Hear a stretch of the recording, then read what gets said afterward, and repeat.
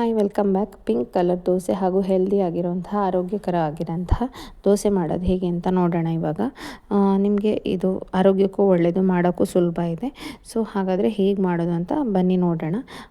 ಇದು ಚೆನ್ನಾಗಿ ಕಬ್ಬಿಣದ ಕೈಯಲ್ಲಿ ಮಾಡೋಕ್ಕೂ ಈಸಿ ಆಗುತ್ತೆ. ಹಾಗೆ ಒಂದು ಪಾತ್ರೆಗೆ 1/4 ಕಪ್ ಅಕ್ಕಿ ಹಾಗೆ 1/4 ಕಪ್ಪು ಉದ್ದಿನಬೇಳೆ, 2 ಚಮಚ ಕಡಲೆಬೇಳೆ ಹಾಕಿ ನೆನೆಸಿಡಬೇಕು. ಮಿಕ್ಸರ್ ಜಾರ್ಗೆ ಬೀಟ್ರೂಟ್ ಹಾಕಿ ಅದನ್ನು ಪೇಸ್ಟ್ ಮಾಡಿ ಇಟ್ಕೋಬೇಕು. ಮತ್ತು ನೆನೆಸಿರೋಂಥ ಅಕ್ಕಿ, ಉದ್ದಿನಬೇಳೆ, ಕಡಲೆಬೇಳೆನ ಮಿಕ್ಸರ್ ಜಾರ್ಗೆ ಹಾಕಿ ಅದನ್ನು ಇದ್ರ ಜೊತೆ ಪೇಸ್ಟ್ ಮಾಡ್ಕೋಬೇಕು. ಸೊ ಬೀಟ್ರೂಟ್ ಯೂಸ್ ಮಾಡಿದ್ದೀವಿ ಇಲ್ಲಿ.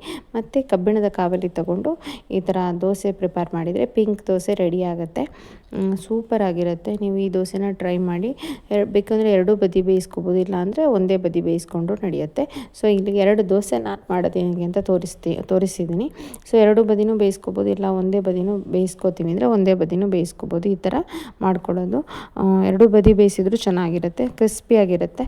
ಒಂದೇ ಬದಿ ಕ್ರಿಸ್ಪಿಯಾಗಿ ಮಾಡ್ಕೋತೀವಿ ಅಂದರೆ ಮಾಡ್ಕೋಬೋದು, ಚೆನ್ನಾಗಿರುತ್ತೆ. ಸೊ ಈ ರೆಸಿಪಿನ ನೀವು ಟ್ರೈ ಮಾಡಿ. Thank you so much.